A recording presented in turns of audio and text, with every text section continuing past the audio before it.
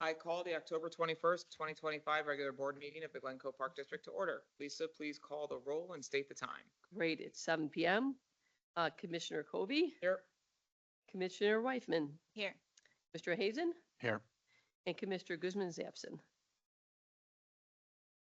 Items A through C are routine. Does anyone have, does any commissioner have any item, they wish for any item to be pulled from the consent agenda items? Okay. I entertain a motion to approve the consent agenda as presented. So moved. Second. Roll call vote, please, Lisa. Commissioner Kobe, Yes. Commissioner Weifman, Yes. Mr. Hazen. Yes. Okay. Matters from the public. I see we do have some individuals from the public. I'm not certain if anyone would like to speak, but it is our practice not to address questions at this time. However, we will take comments under advisement. Is there anybody who would like to make a verbal comment? And if so, please limit your comments to 3 minutes. All staff and our visitor for the gold medal. So we're Perfect. good. Okay, so And we have future board member. none at this time. Perfect. Well, let's move on to the National Gold Medal Award finalist presentation. Mike Keys, the Vice Chair of the Gold Medal Committee, is representing the American Academy for Parks and Recreation Administration, and he will present the Glencoe Park District Gold Medal finalist plaque. Welcome, Excellent. Mike. Come on up. Come on up. Yep. John, can you hit the? What? He's just gonna, yeah. He's just gonna talk at the microphone so you get it. Right. Can you guys hear me? We Yeah. can hear you. Wonderful. Well, first and foremost, I want to say thank you for allowing me to come here and present this exciting news to you. So, a couple things. I'm going to present official business that I have written here today. But the fortunate thing that I have the opportunity to do too is add a little bit of my own personal Oh, geez. experience with the Glencoe Park District and your team. So I'm gonna Exciting. start with the official business, and then I'm going to move on into some of my own personal feelings, and then close with a little personal or a little professional business. So, as you stated, my name is Mike Keys. I'm the Vice Chair of the Gold Medal Committee, representing the American Academy of Park and Recreation Administration. We have a other member here, Lisa, which is excited to see. I'm here tonight to present you the National Gold Medal finalist plaque to your community board and team. The National Gold Medal Award is the most coveted award in the park and recreation profession, honoring agencies and communities throughout the United States that exceed industry standards and establish a higher standard for delivering public park and recreation services. The Gold Medal finalists measure the impact and benefit of their services while addressing the community needs through the involvement of citizens and staff and elected officials in all the planning process. The Glencoe Park District has demonstrated the efforts addressing community well-being, sustainability, and safety. Through the strategic approach to financial sustainability and dedication to delivering exceptional programs and facilities, you enrich the lives of the Glencoe residents with memorable and recreation experiences. We applaud and congratulate the Glencoe Park District for your outstanding accomplishments. The American Academy for Park and Recreation Administration, the governing organization for this National Gold Medal Award, which contains over 125 distinguished practitioners and scholars in the field, are committed to advancing the field of parks and recreation. Rooted in the desire to advance knowledge, encourage educational efforts, and provide services to advance the profession, the Academy embraces the opportunities to raise the bar and enhance the quality of park and recreational services to local communities through the National Gold Medal effort. The Gold Medal Award program, which started back in 1965, recognizes communities across the United States that go above and beyond in parks and recreation services. This includes initiatives such as long-term planning, capital improvements, environmental efforts, childcare programming, community engagement, professional development, fiscal responsibility, and various other initiatives. The applications are evaluated by a panel of independent judges across the country, making this recognition especially meaningful and credible. This year, the Glencoe Park District was awarded the finalist plaque in Class 4, which covers communities with fewer than 30,000 people that they serve. You were one of just 4 national finalists in this category. Thanks to your exceptional programs, strategic fiscal management, accessible programs, and long and strong community support, you are part of this group. Now I get to add in a little bit of my personal stuff, which I'm excited about. As someone who's been in this field for almost 30 years now and met Lisa back in 1995, I will tell you that the Glencoe Park District is the best of the best. They are one of those agencies that I work for the St. Charles Park District. We benchmark ourselves on the Glencoe Park District. You have such exceptional services, such an exceptional facilities, but I think what really makes this district so exceptional in the industry and the reputation that we have, that you have in this industry is the team that you have in place here. I know there's a lot of synergy between the elected officials, the community, the team, but I will tell you that what I hear out on the streets is, is the exceptional team that you have in place with this district, from the leadership of Lisa, extremely well respected in the industry, to the admin team, to the supervisors and managers, all throughout your organization. You are looked upon as one of those, as I guess you could refer to as top guns, one of the top agencies, not only in Illinois, but nationally. I know Lisa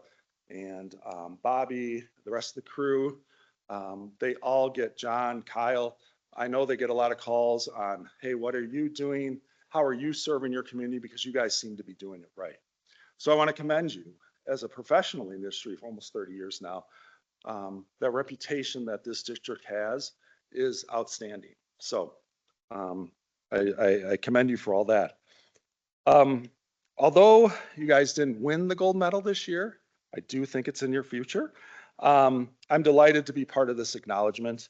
And on behalf of the Gold Medal Committee, the American Academy of Park and Recreation Administration, Musco Lighting, the National Park and Recreation Association, we congratulate you on your success. Thank you. Thank you.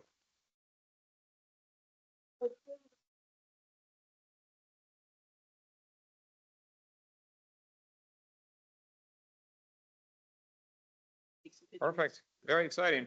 I have to prove that I was here, so. Yeah. And I just standing back. Thank I'm you. wearing, like my rain shoes. I just.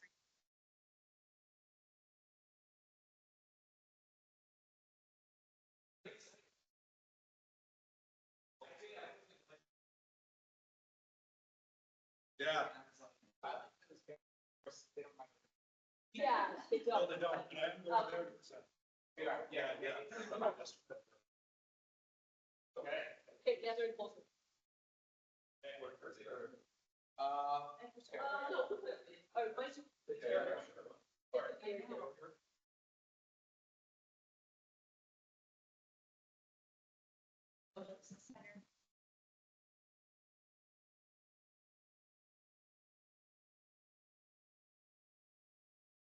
Can we move this here?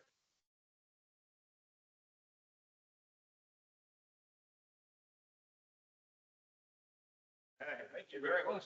Really exciting. Thank you. Congratulations. Yeah. Thank you. Thank you. We have a great team. I'll pay you off later. Yeah. Expect to see that in the Chicago Tribune. Congratulations.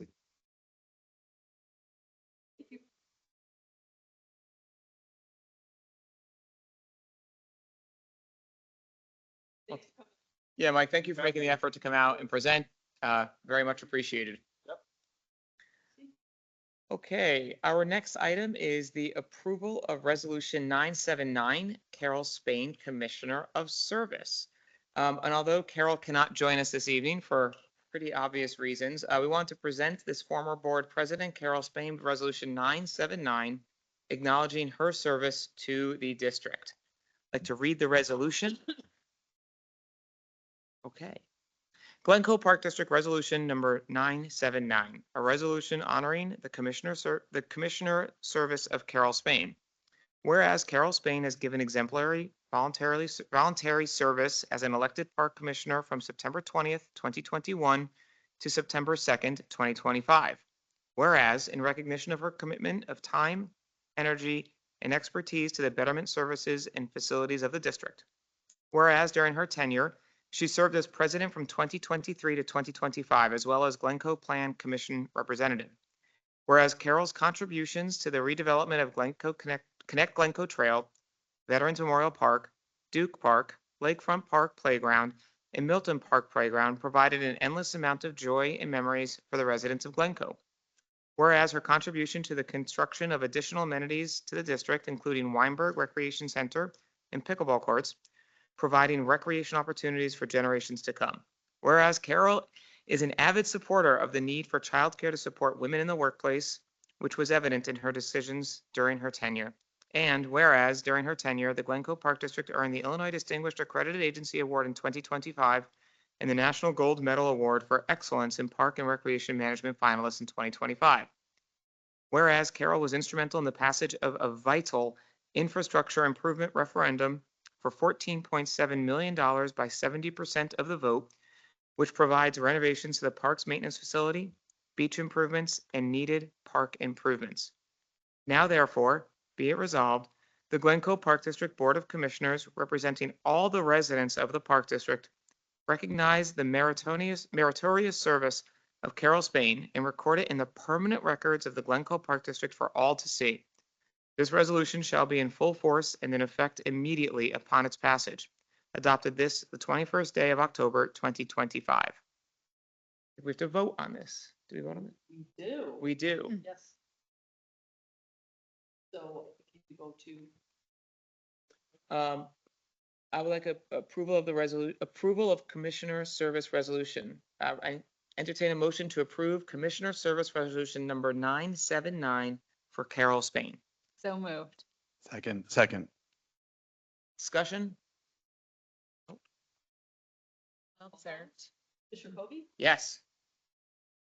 Yes. Commissioner Hayes. Yes. Okay, well, very excited. We're sorry, Lisa. We're sorry that Carol can't join us tonight, but I am sure that right now she's probably sleeping, but I'm sure that when she wakes up and learns of this wonderful news, it will be exciting for her. We will mail it to her. I'd like to move forward with approval of resolution number 980, Jared Barchender. 10 years of service. Congratulations. Or Barkender, sorry. Jared Barkender, apologies for the name. Parks Maintenance Manager, you've been with the Glencoe Park District for 10 years. That is no small feat, and we congratulate you on this milestone. I'm going to read our resolution now. Glencoe Park District, Jared Barkender, 10-year service resolution number 980. Whereas Jared was hired and employed as a parks trade specialist for the Glencoe Park District on October 19th, 2015. Whereas in recognition of his consistent commitment of time, energy, and expertise to the betterment of our parks, services, and facilities of the district. Whereas his service, dedication, and leadership abilities have been an asset to the Glencoe Park District through a period of district growth and change, continually developing and improving the district's parks and facilities.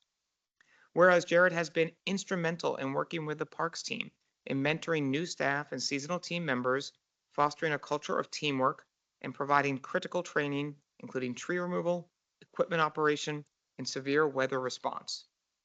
Whereas he has been an integral part of the Park District's seasonal offerings, leading the setup and cleanup of major special events, and successfully overseeing the opening and closing of seasonal facilities and amenities. Whereas Jared efficiently and effectively oversees our parks crew to keep our parks looking beautiful and coordinates with affiliate groups to ensure schedules and field preparations are aligned.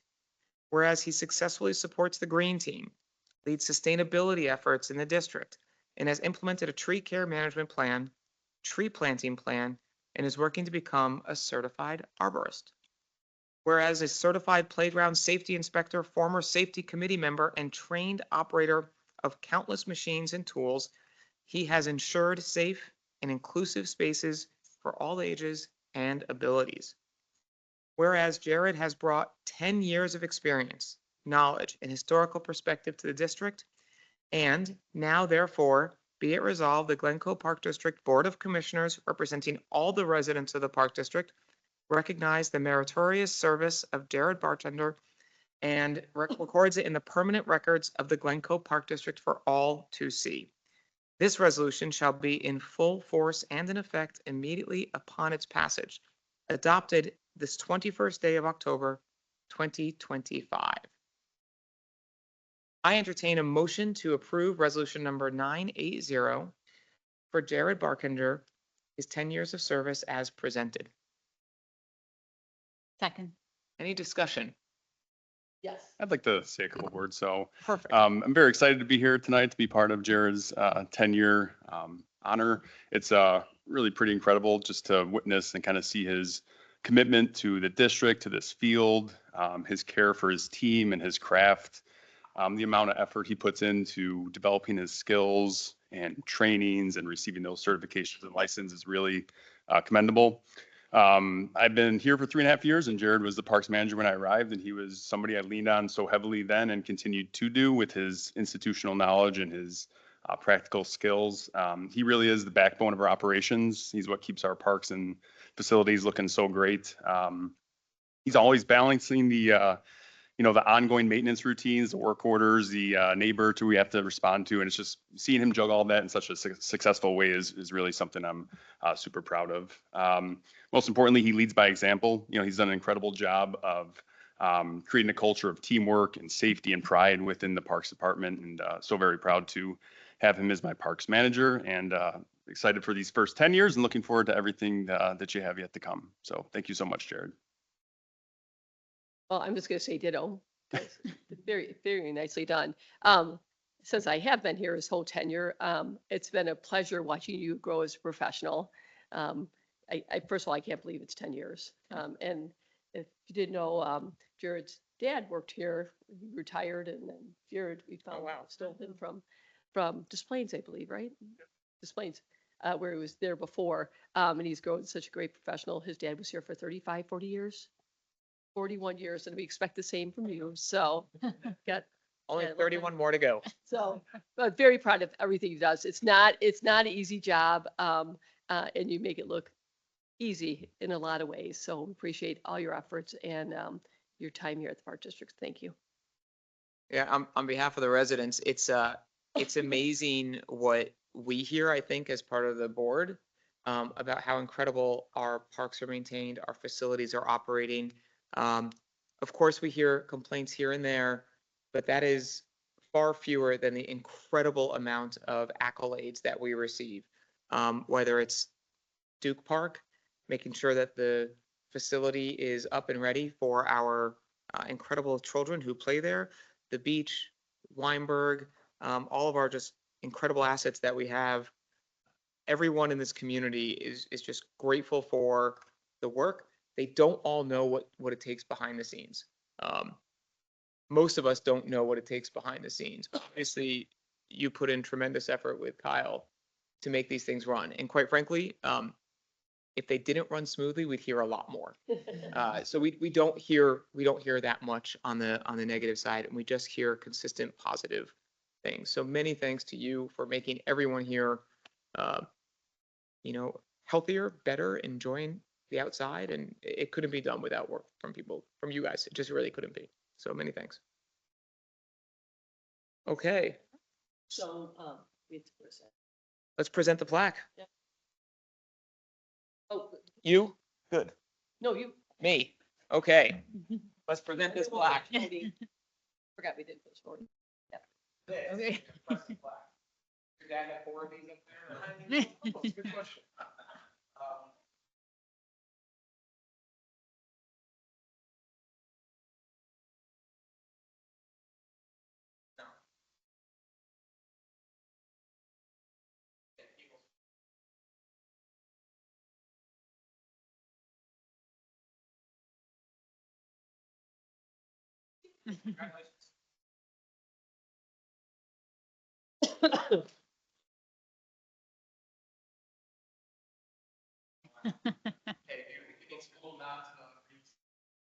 That's good. Got our first electric chainsaw.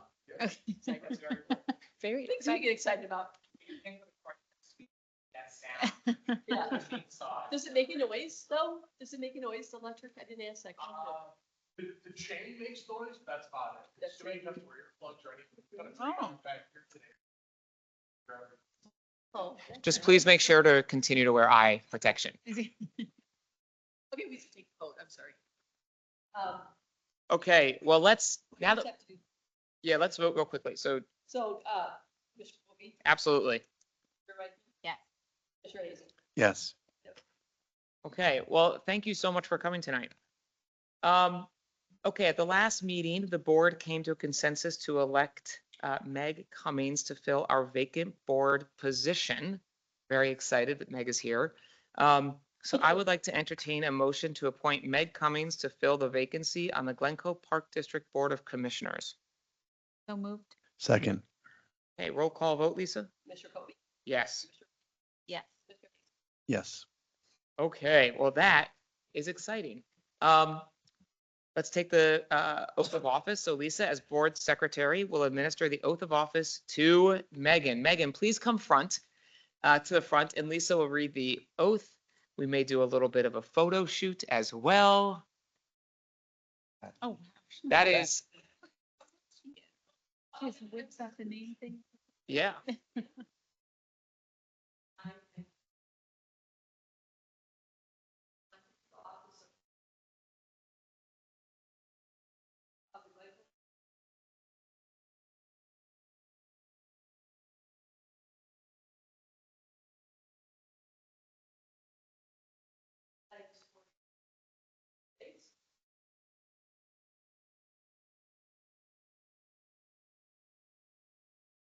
I will vow and faithfully discharge the duties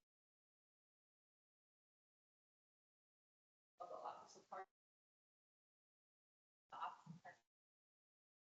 Actually, congratulations.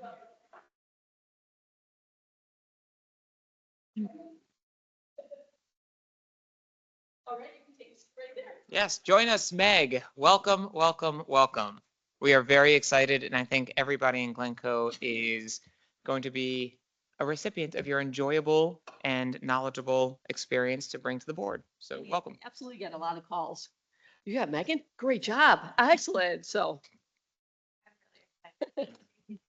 We're actually very lucky to have people like Jared over there who do things so well to make people like you want to be part of our board. So is true. it's nice. There's a lot of complaints. that There is a they're lot. Running There's a lot. away. So true.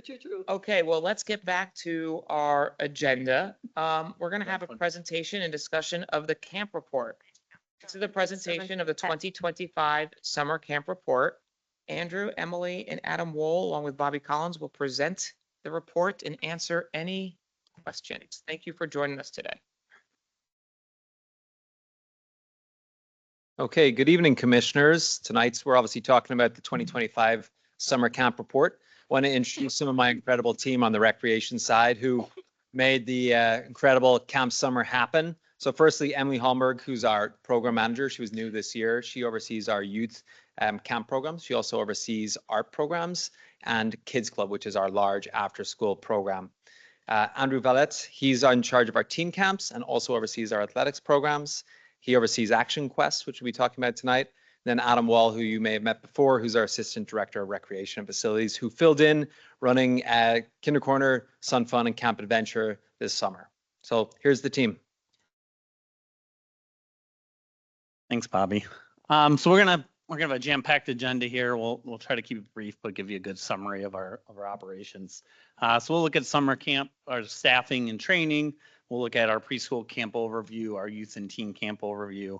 Take a dive into our 2 contractual camps, Game On and Finish Strong Athletics. We'll review some of our survey results and really the highs of that. And the feedback we received from the community. We'll look at a summary of our camp participation and financials. And then finally, some future considerations. So really the heart of our team and our operation is our camp staff. We hire 100+ camp staff from our preschools and that run our kind of baby bear camp all the way up to our Action Quest teen camp. It all starts with a hybrid training model. We have a Talent LMS online learning management system we utilize. They do about 5 hours of training on there, and then they come in for the in-person portion, which all starts May 21st. We're bringing all of our summer staff into this room, and we get really psyched up and excited for summer camp, as well as the beach season. Then we have camp-specific training, the Thursdays and Fridays typically and historically, so June 12th and 13th this year, prior to camp starting on the 16th.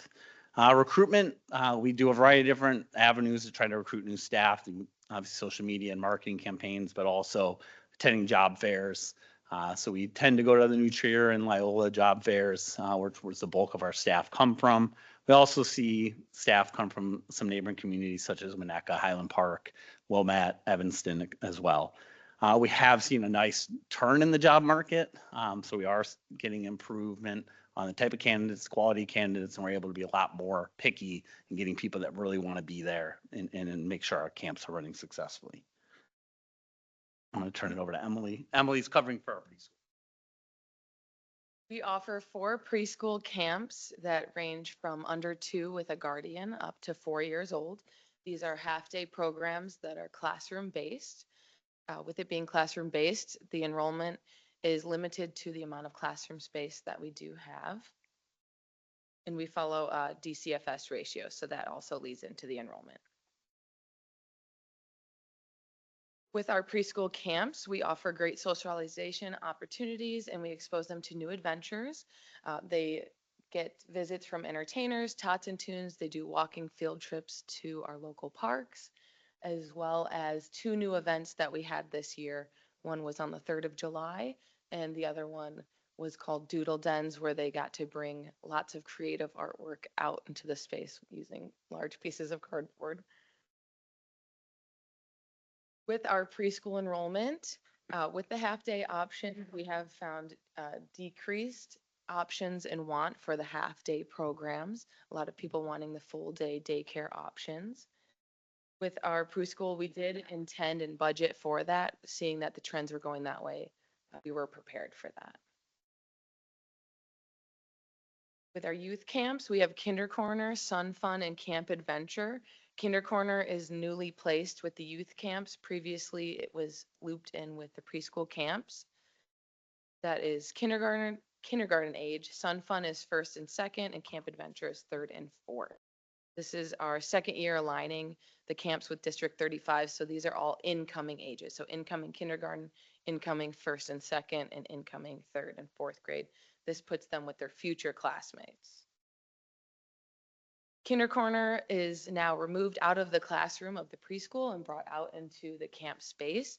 They went on field trips that are still adventurous, but manageable for the kindergarten age. They did walking field trips to our local parks as well, but they went to the Botanic Gardens, Wagner Farms, and splash pads locally, such as the Buffalo Grove. They also got to participate with the large group play of all the other camps with theme days and special events as well. With Kinder Corner, our enrollment does align with District 35's enrollment. So as they have peaks and valleys, so do we. But unique to this is that we have seen a large growth with all the camps of the 8-week option. Less people want to enroll in the multiple 2-week options, 4-week options. They do want to be in the 8-week option, which provides less non-unique enrollments, but it is still a large number. Sun Fun is children entering 1st and 2nd grade. Previous years, this is the 2nd year that it's only 2 grades. Before it was 3, 1st, 2nd, and 3rd grade. This camp is their first chance at a large field trip as a group, and we do rotate the field trips, keep them fresh, keep them exciting. They get to be swim tested and go in the water at the beach. They get to go to places such as the Brookfield Zoo, Santa's Village, Sky Zone, as well as participate in Undernighters, which is an extended camp day that goes till 8:30 p.m. It kind of gives parents a night out or do things that they want to do, but it's extended day with movies and more fun activities for the Sun Fun age. With this only being the 2nd year allowing 2 grades, we still see a very strong enrollment in the Sun Fun camp, as well as the large demand of the 8-week option versus the 2 to 4-week options. With them going on larger field trips, we also see larger costs, but with the large enrollment, it all equals out and aligns together as well. Camp Adventure is where we're going to have more adventurous field trips. We're going to go to Raging Water Park. These are field trips that with them getting older, we can, trust them to have more adventurous experiences with their counselors, going to water parks, Shed Aquarium, the Forge. They also got to learn complex sports by getting lessons at the golf club, as well as deck hockey and pickleball. Camp Adventure enrollment is continuing to skyrocket. This is a very popular camp. Revenue has been rising as well as the contractual costs. But again, like the other Sun Fun camp, they do align together with the growth of the camp. The 8-week option is also booming in Camp Adventure.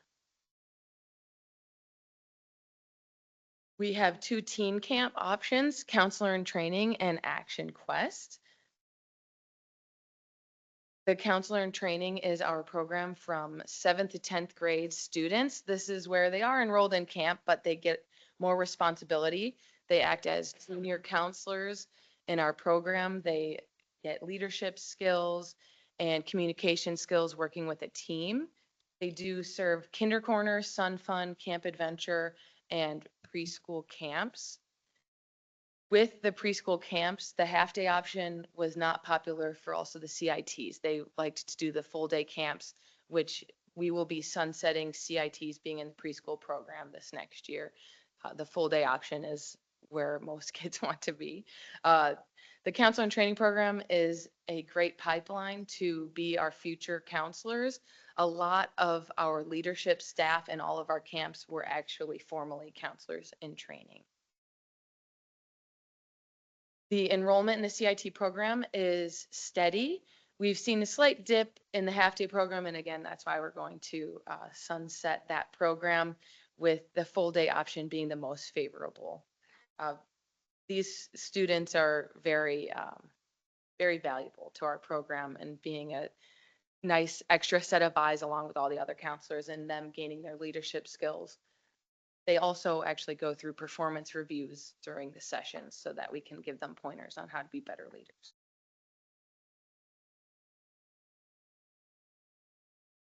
So, and looking at Action Quest, it's all of those entering 5th through 8th grade.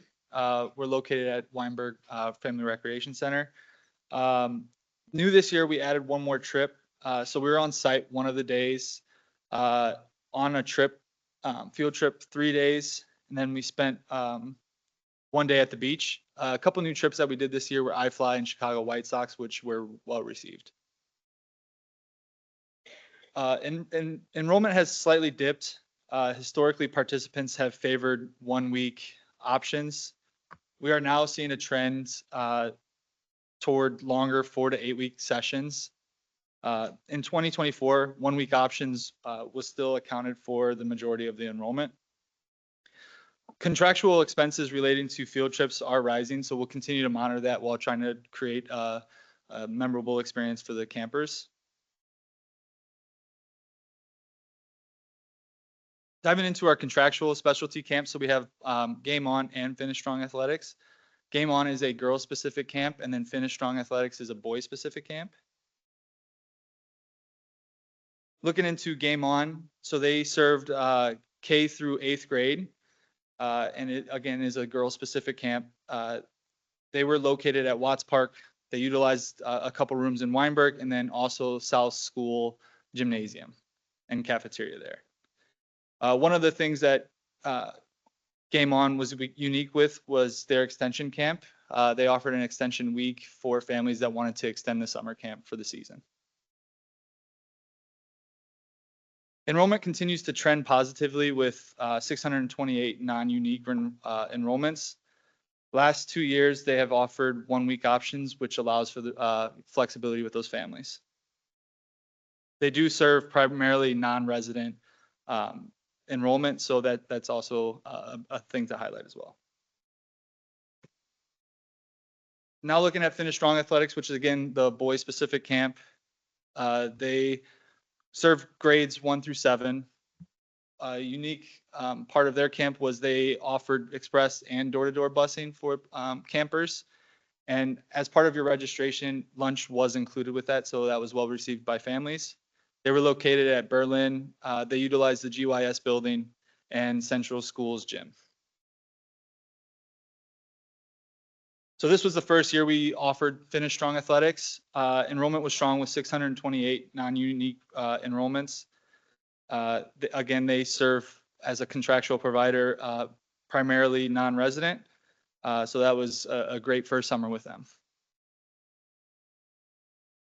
Looking ahead to the 2026 registration, we did open registration for both Game On and Finish Strong. So Game On opened on October 13th.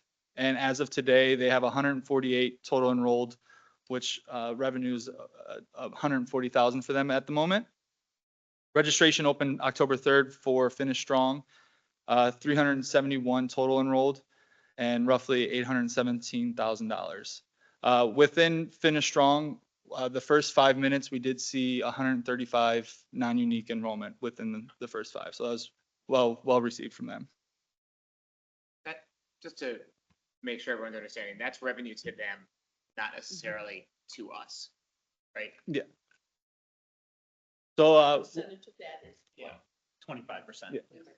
Yeah. Yeah, and that's fairly typical for all of the kind of third parties that Yeah. use our.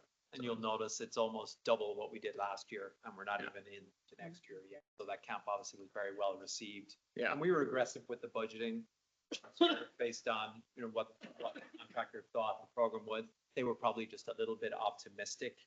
They were probably a year behind, but we're seeing really strong enrollment and demand for that program. So we're cautiously optimistic that's going to. It's interesting how it's about 2,300 per person, while Game On is about 1,000 per person. it was also part of the marketing effort too. Yeah. Ed with Finish Strong did a significant marketing Yeah. effort. They have a phenomenal brand. Social media Did, presence is yeah. strong. Yeah, I think everyone's son in Glencoe went there. It's a really strong brand. Yeah, for sure. Absolutely. So summer ends camps, these camps are run after traditional camps end, which aligns right up until school starts. All of these camps that we offered served a variety of ages between 3 to 14 years old. There's been an increased interest in these camps, and because we're limited with staffing, we have to rely and partner with contractual providers to meet the demand. So numbers look very strong for those.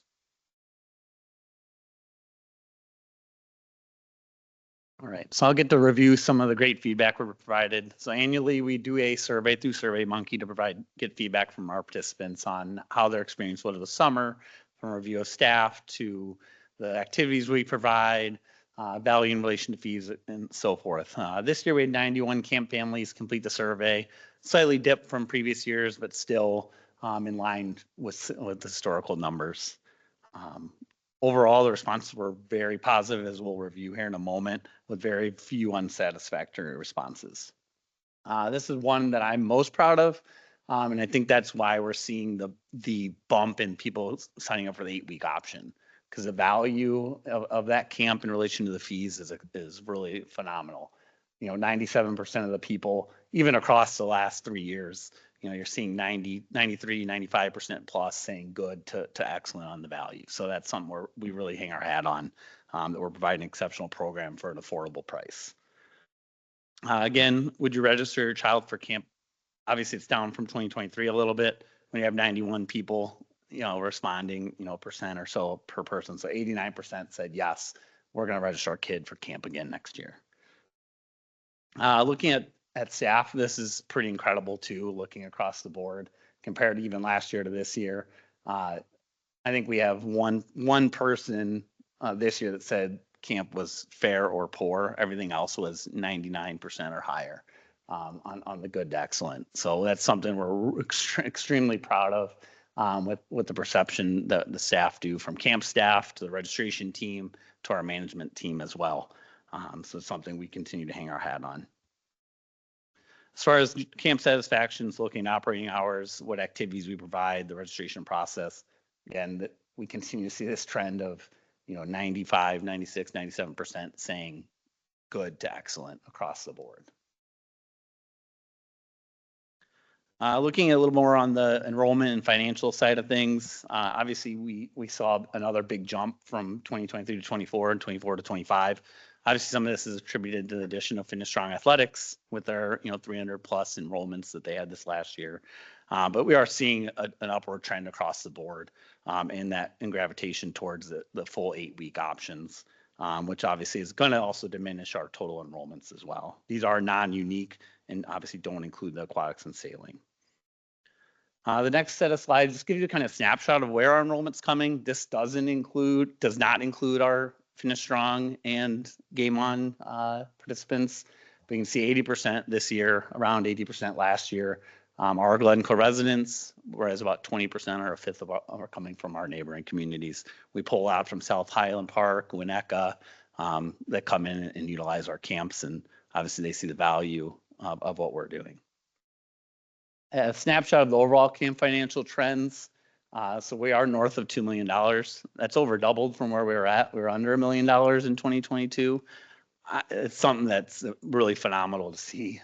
It's a testament to what our team's done over the last 3 or 4 years on trying to build and be strategic about what we're growing, bringing in Game On, bringing in the Finish Strongs to help, provide a service to our community that we wouldn't be able to do internally otherwise. Has really allowed us to kind of bolster our programming and provide a sports camp specialty that we haven't been able to do in the past, while enhancing our great traditional camps, from our school age down to preschool. So just a quick, camp summary of our overall operations. So scale and complexity for a community of 8,600 people, we have over 1,700 campers participating 8+ weeks throughout the summer. We have over 20+ camp operations, unique programs across multiple sites, from the beach to the Weinberg to Takeif, to the schools. We have a very complex operation with many programs for the size we are. Over 100 seasonal staff, obviously dealing with complex logistics from, daily field trips with different groups going different locations, specialized training for our staff, to, how we're communicating to our families, making sure they're informed of where their kids are, what they're doing, what activities they have, when to wear the camp shirt, when not to wear camp shirt, just trying to do our best there. Program excellence, as you saw in the survey results, we provide unmatched variety. We have beach days, which is an amazing amenity for our campers. Obviously on tremendous field trips. We bring in specialty events and theme days. The leadership training and the development. Our camp coordinator for the school age was a CIT, and she's now our camp coordinator. I'm a homer. So it's people like that we're able to develop and be leaders in our camps. And then focus on creating those memorable experiences, which is part of our mission statement, is creating memorable experiences that really build skills, friendship, and growth, and lasting memories. A little bit more, obviously, strong demand and growth. Can you see increased enrollment up 26%? We've continued to focus on providing flexible schedules, extended care options, specialty options through those specialty camps, whether it be the end of summer camps or that Finish Strongs and Game Ons of the world. Financial impact, again, being over $2 million is something that you compare that to a Northbrook or a Winnetka or some of these bigger communities. They're not meeting those kind of numbers that we are, and seeing that growth over 2 times since 2022, and a net surplus or net excess of $838,000. And the community value, the proof is in the pudding. 97% of families are rating our camps as good to excellent, 100% satisfaction with the staff. And then we continue to provide signature events, celebrate the end of the summer. We had 500 participants come out to our camp family night in August. And then some future considerations. This is an important part of our process every year. We debrief on the summer, midsummer, after the summer as a camp team, and look, hey, what can we do better next year? So some things that we have talked about is, the challenges of high surf days when we're at the beach, or high bacteria days. How are we leveraging that space and being more creative on those days? So how can we actively engage our campers, keep them involved in activities while the water may not be available to them? So maybe leveraging our aquatic staff or some of the other facilities that we have down there. Other big thing that we're seeing in conjunction with the 8-week option is the need for extended care. We had over 100 campers in our school age doing the before and after care program. Just a few years ago, we were in like the 30s and 40s doing that program, and we're over 100. So with that, we're trying to be more flexible. So now you can sign up for AM or PM and not have to pay for both. You're able to pay for what you actually need to use or as a family instead of being locked into paying for AM and PM.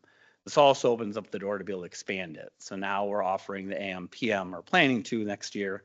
If you're in aquatics and sailing, if you're in the Finish Strong, if you're in Action Quest, Game On camps, we're actually going to logistically transition them back to the Take-Off Center if they want to be able to extend their day, which gets more opportunities to people that traditionally can't do those camps because they're limited on the care. Other things we want to do is continue to simplify our paperwork for our campers. We leverage a platform called ePact. So removing unnecessary questions or forms that may be required that maybe aren't really helpful from a camp staff standpoint, or things we maybe don't necessarily need to know that are actually impacting the day-to-day operation. We want to continue to standardize our procedures for allergies, make sure that as those can come in, how are we ensuring from preschool on up through school age and teen camp, those are aligned with how we're managing, training staff, and preparing our staff. And on the preschool side, obviously with our transitioning to the Arctic classrooms, the trend away from those half-day needs for care, the Teddy's camp is getting discontinued. But with that, we're going to expand that new Little Bear Explorers, which is formerly our Baby Bears camp, and it's going to get extended up to the 2 years. Be a parent tot or guardian tot program, kind of a preview of camp. So it's still, being able to provide that program for that age group. At this point, well, open up to any questions, feedback. As far as feedback goes, I think that's a phenomenal idea to expand into especially the PM. I've heard over the years, parents who would have rather done the Glencoe, like the Game On, or let's say like some of those other camps that they ended just 1 or 2 hours too early. And so they would choose to do like, let's say a Tamarack, one of those other ones, but because the value is so phenomenal and they like the kids being involved in the community, getting to know other kids. I just think that's getting those extra couple hours for working families is going to be great. Absolutely. Another big driving force. We Yeah. have been over the couple of years get a little inklings of that from Action Quest to the Mhm. Game Ons or Finish Strongs, and we're like, all right, let's make the change and let's go for it and expand our services, and especially if we're able to provide more care for especially working families, as we're seeing that trend in the community, more and more dual income families and so forth. So With the Finish Strong and Game On, are you seeing more interest from Glencoe as well? Because do you know that information yet? yeah, The numbers you say are double. I was curious to know if Glencoe people are. we haven't fully dived into the exact details of who's exactly registered for, but anecdotally, I've seen names that have historically been in our traditional camps have shifted over. And part of it's knowing that we're having this. We've already kind of shared with some families asking about, hey, we are going to do this. So if you want to make that shift, this option is going to come out with registration in December. Those programs are also becoming great value because they're not having to bus to Lake Forest or other locations now. I know. Which saves families a significant amount of money and makes it more. Yeah, for sure. It also keeps them in the Park District programs because as they have gone through all of our camps, they're looking for something different and it keeps them here with us. So that's why we want to diversify our. Oh, no, it's portfolio, great. I so was we wondering keep to them. see, Yeah. Because they trust our staff, they trust what we're doing, and our facilities are excellent, so they want to stay in town. So this. I have two things. One, just to inform all of you, when you see the number of people joining, those are unique weeks per person. So if you see Johnny's there for week 1 and 2, and then off for 2 weeks, then comes back for week 5 and 6, you may see that shows 2 instead of 1. So it's hard to look at those numbers in the left side. Especially in the Game On and Yeah. in the Action Quest side. That's what you see, like if it's 8 Right. weeks, it looks like wow. Right, and that's why they were Right. mentioning that. So you look at unique people is helpful. But what we're seeing here is actually a phenomenon that we're going to have to be cautious of as well. The aging of kids in Glencoe is something we just need to have on our radar. The schools are seeing lower enrollments. We're not seeing as many people move out as home prices get higher. Those who want to move out can't find the affordable places. Those who want to move in can't find the affordable places. So with interest rates high, so what are your thoughts on how we're going to tackle that over time? Because that's not a next year problem. That's a 3 to 5 years. And so I'll put the pressure on Bobby for that one. You guys don't know. I'll take it off of the three of you guys, but Bobby, like, We talk about it all the time. So yeah. Yeah. diversified revenue, as we've talked about multiple times. So we have a very diverse portfolio program. And taking in that non-resident revenue, that again is more diversified. So that's something to think about. I will tell you, it does worry me, as we've talked about before, but making the program work for working families is absolutely going to help people. Secondly, I did hear good news. The school district for next year's enrollment is already ahead. Oh, wow. Of what I they are heard this it's a year. big So they're, class so coming they're, in next. Okay. so we've seen that before. We've seen fluctuations from 99 to 130 coming through. So we went from 130 in the kindergarten last year to 99, about 99. I wouldn't be surprised to see it go back up. Okay. There still is that trend that we are watching. Right. So hence why we're adding, we often talk about the 80-20 rule, right? We can put in a lot of work to get 20% of the participants, or we can put in less work and get 80% of the results. We have people who want care. Yep. So it's built-in demand. Yeah. So we need to do everything we can to take what people are looking for, rather than trying to sell people on things. Community's telling us, this is what we want, let's offer those programs. Good. So before cares, after cares, preschool beginnings, summers, those are things. So we also a philosophy of like, if you build it, they will come. Every time we've invested in our programs, it's paid off over the last 10 or 15 years. So we are going to be asking for some capital dollars to invest in some infrastructure around transportation, because we're going to have to bus kids from the beach, from Central, back to Takeoff. So, but that we think is what, to answer your question, is going to help us long term to make it that it's just so easy to do Glencoe camps. Why would you do anything else? Yeah. I was wondering how you were going to do PM care at the beach, because it becomes somewhat inefficient to have 12 PM care locations as opposed We'll do to that, yeah. the central ones. We'll bring it back. But I figured you have a plan for that. We'll evaluate it, right? If it makes sense, if we've got 20 kids wanting to do it at the beach, we may say, hey, there is a Right. location. Right. But at this point, we're looking to centralize it, and we have such an amazing facility. Anything else? Well, thank you all for your commitment here. To It the is- team, they do Yeah. everything up. Kudos to our team, but we really do have excellent team overseeing our camp program. They spend a lot of time analyzing, talking about the field trips. They start planning now to keep the kids engaged and listening to what they want. And from this team here, and also the team that comes back year after year. Yeah. We've talked about our coordinator who's been here, what now, 10 years? Long time. 10 years, I think. And, we just keep on hoping she'll keep on coming back, and she's great. So, and I do have to mention, I like your color coordination today. It's very. Yeah. Is that planned? That's very It's all nice. Halloween.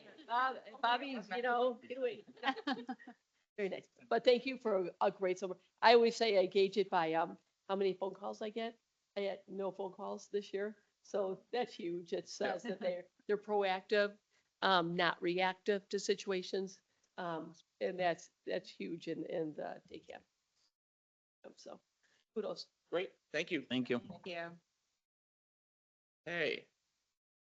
Well, thank you all for that. That was really exciting to see the trajectory. Thank you. You guys can stay, or if, you want to go home, we understand that too. Yeah. Yeah, this is fun part. This is good. Okay, we're moving on to our next agenda item, which is a follow-up discussion on the beach trellis and sun shelters. Kyle will present the revised design option from White and Company and answer any questions that we may have. Yeah, so we decided not to bring the architects back. It's fine. a long drive for them that we knew we could present this information. So we listened to what the board talked about last month and have some, some great solutions. I can keep on talking until we can get. No, Meg, so just for your information, like this is part of, we get feedback from the community as to what we want. We know what we're going to invest in. We're going to invest in the beach maintenance facility. We're going to invest over here. How we invest it, we get feedback from the community. we have our architects help design some of these things, and they bring them back to us, and we look and we tweak it based off of what the residents' expectations are. And so we had some tweaks to the really incredible designs last time. So I don't know if you were here to see them, but they were incredible, and we had some tweaks, and hopefully they've And then we'll incorporated them. present these to the public. Yeah, And our they're- goal is to get down to 2 designs to do in a community survey that will go out That was gonna be my probably next week. So this is one portion, we've already talked about the playground, and I can bring you back up to speed on that when we meet. Okay. But we'll present to that, but we always try to present for these big projects back out to the community to get their input. And we also bring it to the Lakefront Advisory Committee Okay. also, so they can give input and bring it back to the board Yeah. also before the final decision is made, so. You all covered my entire opening, so I'll Oh, jump sorry. right in. So, Sorry. no, you're good. So yeah, just to recap, yeah, we took all the commentary from the October committee meeting, worked with the design team to kind of tweak the designs, both option 1, which there seemed to be some general consensus with, but more specifically on option 2, took that feedback and actually have an option 2A and a 2B to present to the board tonight for discussion. And if we do have consensus with one of those 2 options to go along with option 1, we'll then prepare that for release to the public and discussion with the Lakefront Advisory. But we can just jump in and walk you through. So first slide will just be the option number 1 for the trellis. So this is the gabled roof option. This has not changed much from the previous presentation. The one adjustment, I believe, was the risers that ran from the stone pillars up to the roof. Adjusted to match the structure, the larger structure. Again, this is the gabled roof option. It matches the slope and the profile of the beach house. This is option 1 for the sun shelters, again, mimicking the design for the gabled roof on the trellis. Very similar design, tones, accents, meant to be simple, kind of blended with the surrounding area. No major changes to this from our previous discussion in the October committee meeting. And the picnic tables today are long. These are going to be the other way, so you actually face the beach when you're sitting at some of them. Yeah. Yeah, so the way it's designed is you have your sun shelter and then you open up into your portion of kind of not private, but usable beach space for the person renting the sun shelter, and then begins the next section of sun shelter on and down the line. Just some different vantage points from that option 1, just kind of showing you what it looks like from beneath with that tongue and groove roof, underside of the roof. Again, just kind of what it would look like looking out from your sun shelter onto the beach into your adjacent sand area. Option 2 for the trellis. So this stayed largely unchanged from the previous discussion. There seemed to be general consensus of liking the design for option 2 on the trellis. The real discussion really related around the sun shelter options 2. So as mentioned before, this was the original option 2 that was, yep. Just for Meg's sake, can you explain what the roof is? Oh, absolutely. So the trellis roof, you can kind of see the 2-tone on the perimeter sections. It looks more like a red terracotta wood, and the interior is more of a lighter color. That interior section is an operable trellis roof. So that interior section can open and close based on rain, wind, sunlight, whatever's dictating the need to have those open or closed. The perimeter remain open at all times. Is that enough context for it, or any clarifications? something functional about this versus the other one, or is it just more, is it aesthetic? So it's aesthetic, both from being a flat roof, so it'll stay similar to how things look today. The existing or current trellis roof is flat, so it keeps that flat profile. But what it does provide is the functionality to have it be open air or closed based on the conditions, the event, what the particular party, renter, program is looking for in that given moment. Whereas the option 1, it's going to be a solid roof at all times. It has a different look, a gabled roof that matches more the existing roof. Yeah. Any other questions on the trellis? So again, this is the original sun shelter option number 2 that was presented. There was some good discussion and commentary about kind of not knowing if this fitted in with the surrounding area, if it was too modern, some of the flow with the front pillar being potentially an issue. So we took that feedback, kind of revised some different options and came up with option 2A and a 2B for consideration. Again, those are the interior vantage points from the original option 2. Option 2A is going to be a much more simplified version mimicking option 1. So very simple, blends into the surroundings, easy sight lines, likely won't offend anybody's sensibilities or be a major change to the aesthetic down there. Really a 4-post design. Those posts could be finished metal, they could be two-tone metal, they could be wrapped in something if that's what was desired. We had the design team mimic the structure of the roof to look more like the trellis. The original design was just the slats. The architectural beams have been added in to mimic more closely the larger trellis. Is that roof open or closed at all or no? It's open. So this still remains an open option, open air option. So similar to what we have out there today, which is a flat roof, open air. So provides some shade, but also sunlight depending on the time of the day and where that sun is hitting. No, I'm sorry. I meant like, does it open and close the slats? No. Okay. Open, fixed, yeah. Gotta ask. Question. Yeah, great questions. All right. Again, another vantage point just from the inside of the sun shelters, looking out to the adjacent sand space and then onto the next sun shelter on down the line. So this does provide some shade, but not total. And it does not, if it rains, rain would go in there, but that's similar to what we have now. And people don't use this sun shelter when raining as opposed to the big trellis they do. Those parties usually go on, rain or shine, so. Does the first option provide more shade? Yes, Yeah. option 1 meaning Covered. this This one. also is a more darker feeling, so. Yeah, yeah. Just Yeah, depends straight which ups, one- yeah, okay. Which one you All right. want. So again, the vantage point It from, definitely took away the stone that we were, I think, struggling with a little bit. Yep. Yeah. It's Wait, definitely we more, have another option, so. yeah, definitely more open Yeah. too. so simplified option number 2. So it keeps that, again, that flat profile, simplified, similar to option 1, but without the gabled roof. The kind of refined option 2 that you originally saw is here. So again, keep some of that stonework in. It does shift things around to put that front pillar off to the right or off to the left, opening up that space from the sheltered area. Again, is it a little more modern looking? Does it have some different elements than what's there currently? Yes. But we took the feedback and wanted to bring back kind of a refined option of that as well as a simplified option. Again, same roof design, incorporating those architectural beams, opening up into the sand space. How is it different from the original? I'm sorry. So that's original. I think the shape, it's interesting. Does it kind of mimic the shape of the columns, those stone, not this The version? new one. Yeah, that's what it kind of looks It like. looks a little closer. Yeah. Yeah. Yeah. It mimics. Yeah. So the difference is if you see the top, that we have beams in the ceiling, I guess you could call it. And then the stone, it was switched sides and a little bit different stone. Yeah, it makes more sense. We do have a side-by-side comparison too that might be helpful to jump forward to.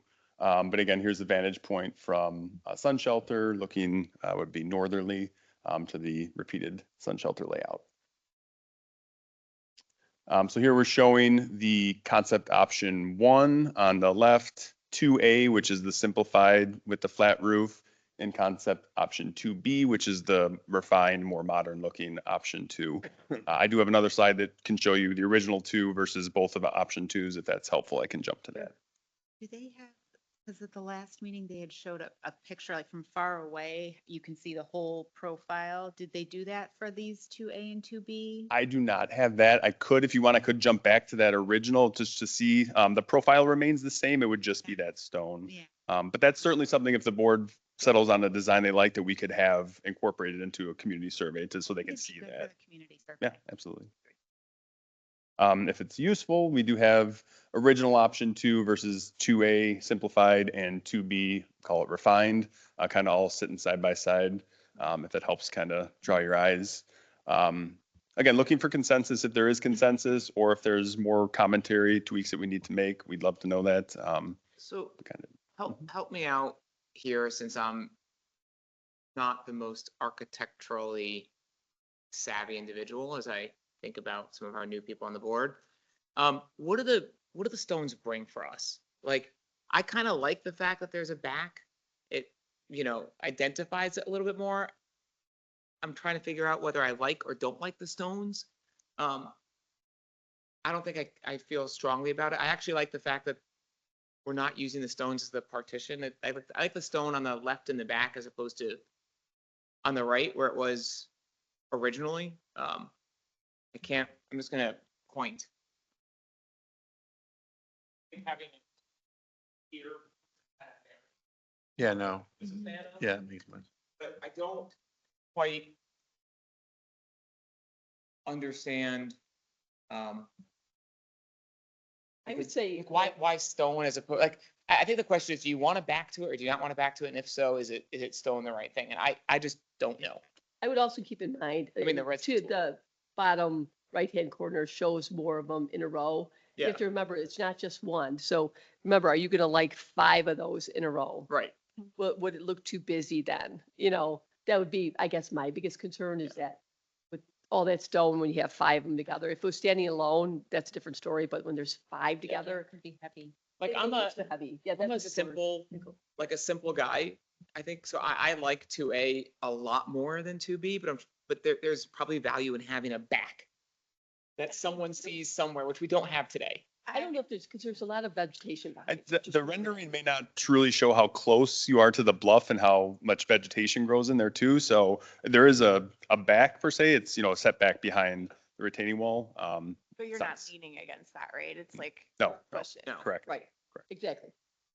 Michael, I feel like I'm with you. I feel like 2A is like a cohesive design Yeah. at least, and then the other ones a little bit feel like they threw in a nod to the other stone. I Yeah. don't know. That's what they did, yeah.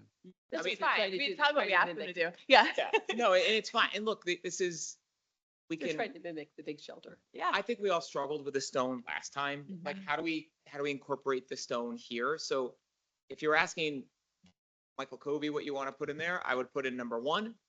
And then I would put in 2A. And I do not feel good about giving the public 4 choices or No, even we're not- 3 yeah, choices. We're gonna get you down. So I'm a fan of 1 and 2A, but I'm open to hearing what you guys think. I agree with you. I like 1 and 2A as the options. I really did not like, option 2 that they showed before. I thought it was too different from Mhm. the rest of the look of the beach structures. I love that they gave us this 2B. It's getting closer, but you know what? It just, like you said, I think it's just gonna be too heavy with the metal. So I would just go with the 2A. And remember, for 2A, and that's my preference too, the columns, we could still discuss what those columns are made of. If you really like Yeah. a little bit of stone, you could put stone, but a much, I guess, linear, not as wide as some of those, just like a brick facade or a rock facade if you wanted to. I personally like the way it looks now because it mimics the beach house more, the coloring and everything. I feel like it's light and we Yeah, have a it's lot light. of stone. We got a Yeah. lot of stone, like. And one thing to So, to mention too is any stonework that we would do, we would try to match, but you won't be able to match 100-year-old stone that's weathered and clean. So that's just another, not to steer away from anything, but that just a reality as The well. stone won't be next to each other. They're gonna be across, the stone's Right. gonna be, so it's gonna be like 100 feet away. That won't matter. but that's an option, but yeah. Right, and 2A, it is stone though, right, in the columns? On which one, sorry? 2A? Not stone. 2A is not stone. What is it that then, So it could just be steel painted, powder coated steel on 2A, the center picture. It, as Lisa indicated, you could have it wrapped in a different material if that was something that we were interested in having. Like it's boxed out. That's not steel right now. It looks like it's boxed out with some kind of. It could be any of the above, really. It can be a wrap or a steel beam. 1 and 2A? I'm fine with 1 and 2A. Okay, so if everybody's in consensus, we'll put in the survey 2A and then want to go back to the other one. Mhm. And the other one will be that one. So that they'll have choose Yeah. between 2 trellises. We'll put the picture of the big trellis, this one, and then, as Nicole said, a look Yep. with all of them stand there. Nice 'Cause I think green it does make a difference when you Mhm. see all of them together looking into the beach. Does that make sense? What was that? Meg was interrupting me. No, we're talking about this, the more shade is a positive and negative. Yeah, it's, Like on certain days, you're gonna be happy you have them. Some days you're gonna be like, Yep. oh, I wish I had more sun. exactly. That's why it'll be interesting to see what the community thinks Yeah. on this one, because I think what your job as board is to give two really good options. Yeah. Our job as staff is to make sure we give you options. We did knock some out when they come, so Of you know, course. debate this behind the scenes, and we're like, I'm not even showing them that, type thing. So, And we, I think we have really two good options, and it'll be interesting what the community wants, because it definitely changes the look when you have this one, but it does provide more shade, which we hear a lot of people want. So yeah, it'll be interesting to see. Yeah. And again, the surveys is only advisory, right? You're the ultimate decision makers. It's advisory. Same with the Lakefront Advisory Committee. They'll give their input, because they'll meet after the survey before the November meeting. I think we're trying to have a meeting. So they'll give input also. So we'll go from there. on this option one, the columns are the same. Whatever it is, as a 2A, is 2A. Yeah, yes. Yeah. I don't think it goes as high on It goes pretty high. 2B, but yeah. These types of shelters are traditionally going to be steel constructed posts that you can then wrap if you wish to. That's what I mean, it's wrapped in something. Yeah. Yeah, these are definitely wrapped because you can see it. Right, it's still, yeah, so. I don't know if they gave us the material. What No, we're not at that point. We Not can that make that far. decision okay. once we're, Yeah, yeah. I think Yeah, this we'll be there design, eventually. yeah. Yeah. I think if you paint it white, it'll match the building, it'll be fine. Well, looks like we have what we want to put in front of the public. Do we all feel good about this? Okay.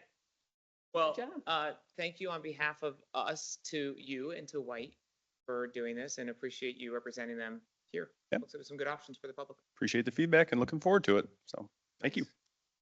Job. Okay. Thank you, Kyle, again. Let's move on to the next agenda item, which is the financial report. Q2 projections are complete. John will present a summary of the financial report and answer questions.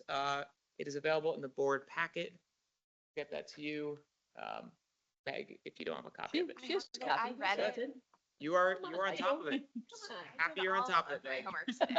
Happy you're on top of Erica it. knew what to do. Right. You sent it.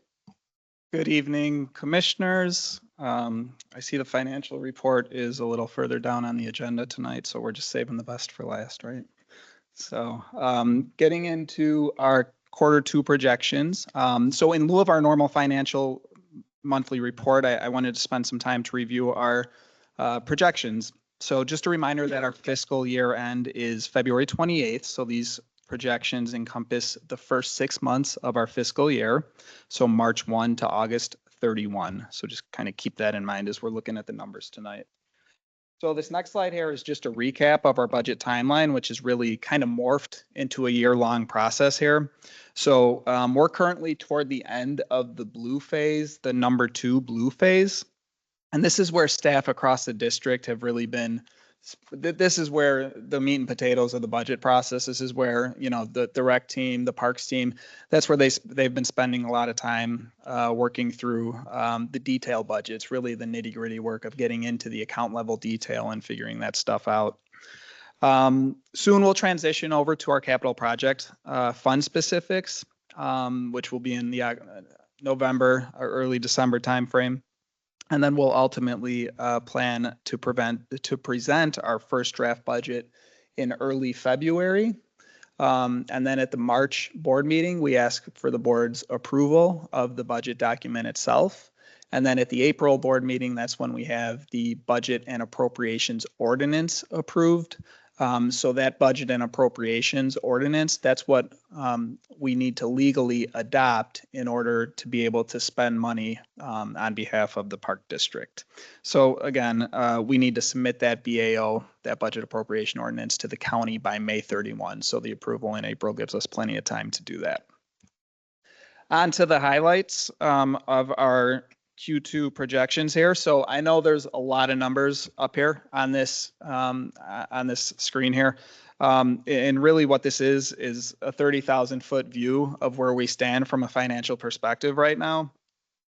The column here on the left, that represents our fiscal 26 budgeted excess revenue over expenditures. So don't think of this as revenue or expenditure up here. It's really our bottom line. So the common term in for-profit business would be our net income by departments. obviously a negative would result in a net loss. So that's what's represented here. Again, the first column is the fiscal 26 budget, and the second column on the right is the fiscal 26 updated projections, or kind of reforecasting of what we anticipate our revenue and expenditures will be at the end of our fiscal year at 2/28/26. Really the key number here that I want to focus on, not all the way at the bottom, but really mid-page. So the major operating total. So this is the excess revenue over expenditures for our two major operating funds, which is the corporate fund and the recreation fund. We see that the net favorable variance between the 2,557,000 compared to the 1,997,000, that's about $560,000. So a pretty significant number. 185,000 of that is represented in the corporate fund, and $374,000 of it is in the recreation fund. I'll get into the specifics on what's kind of going into those variances on the next slide. But just to kind of wrap up this one here, I'm not going to spend too much time on the other operating funds, but I do want to point out all the way at the bottom now on the capital side of things, we see a very large difference, a difference of about $4.2 million. But it's important to note that a small part of this is actually favorable project results. And the majority of this difference is timing. So basically, we're just rolling the costs from fiscal 26 into fiscal 27. And again, I'll get into the breakout of that in a couple slides here. So going back to that $559,000 favorable variance between our major operating funds, this is kind of the breakout of what's contributing most to that favorable variance. So as we start in the corporate fund, and specifically our corporate admin department, which primarily just takes in revenue, two of the major revenue sources in there we're projecting to have better than budgeted results on, and that's on interest income and on property taxes to the tune of $100,000 in total. Interest income 55, property taxes 45. So we establish our interest income budgets, really in November. So when we did that in November of 2024, we were certainly cautious. The returns that we receive are very tightly aligned with what the Fed is doing, and so we were anticipating rate cuts. Those came a little later. So basically our interest rate assumption for our budget was just a little lower than the actuals that have been produced thus far for the fiscal year. As far as property tax goes, it's just want to point out that that number doesn't necessarily mean that existing homeowners' property taxes increased more than what was expected or what we discussed in our 2024 levy discussion. It's more of a product of the new property number.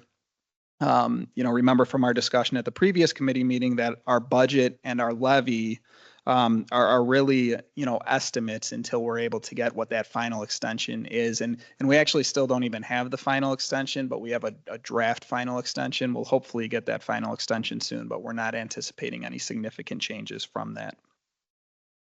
As far as the Parks Department, wrapping out the corporate fund here, so we see about a $62,000 favorable variance in excess revenue over expenditures. This is primarily attributable to wages and benefits. So we had some positions that were unfilled at the beginning of the year, beginning of our fiscal year, just some turnover with some of the parks labor positions. And so as a result of that, combined with some favorable health insurance elections within the benefit side of things, that resulted in a $62,000 favorable variance in the Parks Department to kind of round out that $185,000 corporate favorable variance. As far as the recreation fund goes, again, the interest income is split between the corporate fund and the recreation fund. So we see that familiar $55,000 here in the rec fund also as it relates to interest income. And we also see the same theme as it relates to wages and benefits to the tune of about $135,000. And this is for two positions that we've been trying to fill, both on Kyle's team. And one of them we did just fill. One of the other positions was filled early in the year and didn't work out. So it's been something that Kyle's team has been working on, trying to get some qualified folks in here to work in the facility trades positions. So that's really driving that. But again, we're happy to report that one of them has been hired and hoping to bring that person on actually this week. As far as Children's Circle goes, we have about $100,000 favorable variance, and this is all mainly on the revenue side of things. So some shifts in enrollment that really allowed us to take kids through the program a little quicker.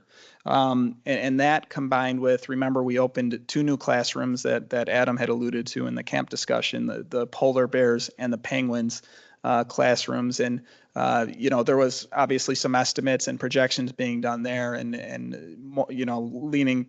we had to kind of have a breakout between what might be half day, what might be full day, and ultimately that resulted in a little more full day, which again contributed to that revenue increase within Children's Circle. The rec programming is right at budget, so there's not a whole lot. It's about a 1% difference. If you look at the under recreation fund, a little above the middle of the page, recreation programs, as they had reported on our revenue. We had budgeted $2,064,000 and we're projecting $2,122,000, so about a 1%. So really right on there with our rec programming number.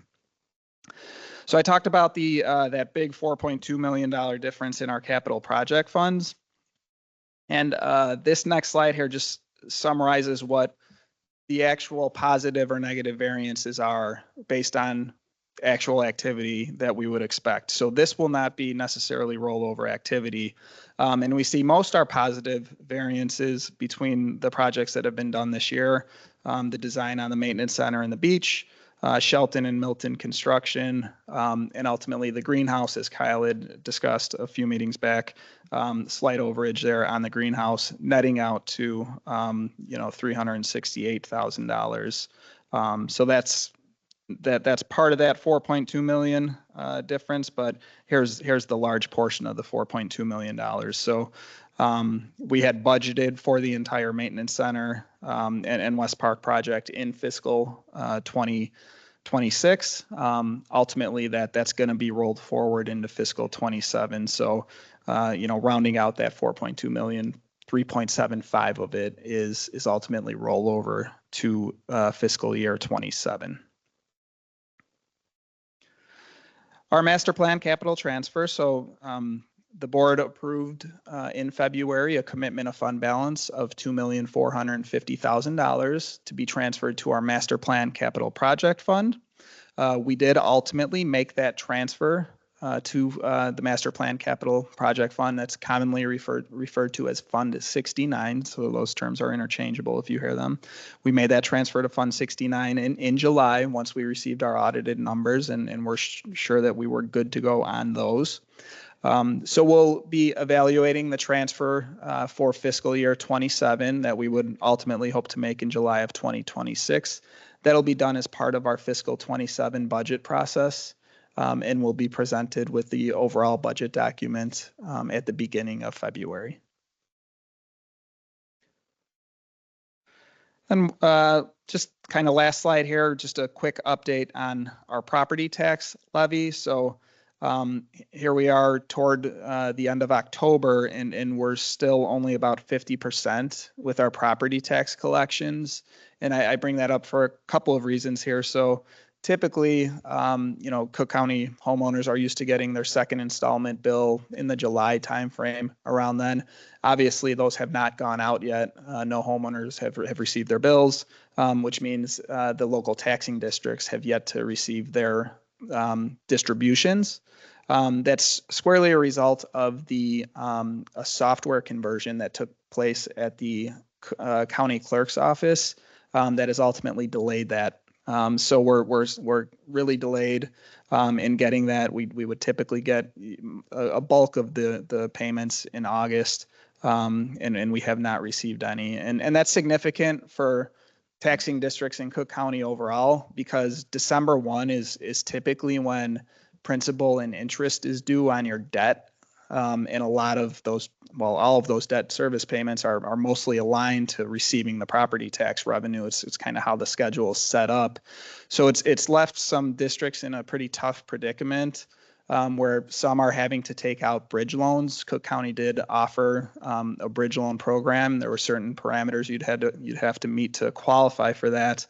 But I think this just highlights the significance of our fund balance policy, our prudent and conservative fund balance policy of 50%. We have $1.7 million in debt service due on December 1 that we ultimately are going to need to fund from that fund balance reserve that we've established.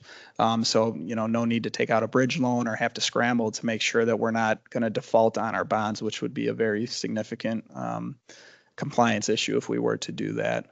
No concrete timeline on when the second installment is coming in. We're all kind of keeping our fingers crossed, hoping that, it's at least toward the end of December, early January, but nobody's really gone out and wants to say for sure. So that's kind of where we stand from a property tax perspective.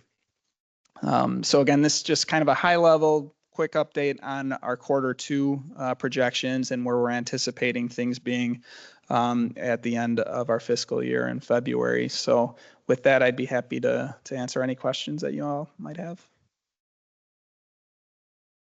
That was a lot. Very comprehensive. Thank you. Okay. Thank you. Thank you very much.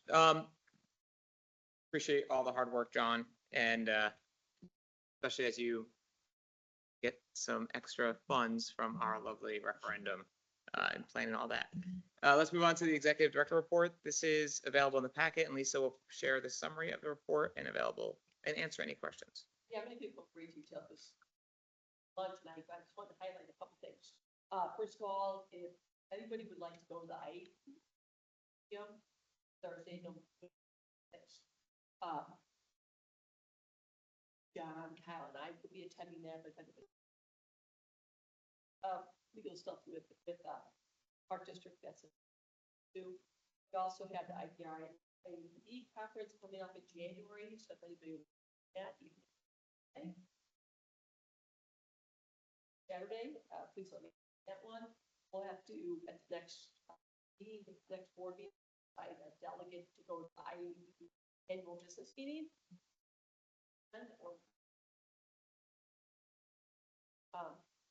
It's where the commissioners at their. Where is that one? That one's in Illinois? Downtown, yeah. And it's, you get the there's more details I'd be happy to send more. Other than that, if you have any questions that we have to answer, I just want Kyle to give a quick update. That's because we have a few projects finishing up and in the middle of, so we'll give them an update on the status of it. Sure. So Milton Park is moving along nicely. I don't know if anyone's been by there, but the structure is fully assembled. Concrete footings are poured, under drains are in place. So hopefully that contractor will continue to make progress, and we'll see that one wrapping up here in the next few weeks. It is looking really nice, though. I think the design that was chosen really works well in that space. Go ahead.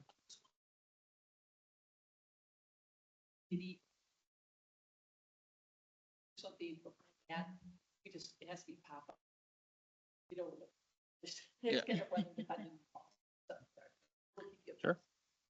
Shelton Park racket courts and the pathway project are also entirely complete at this point. So pickleball courts are open and ready for use. We do have the noise deadening panels have been installed. And so everything has turned out quite nicely, and we're excited to see how much use that gets.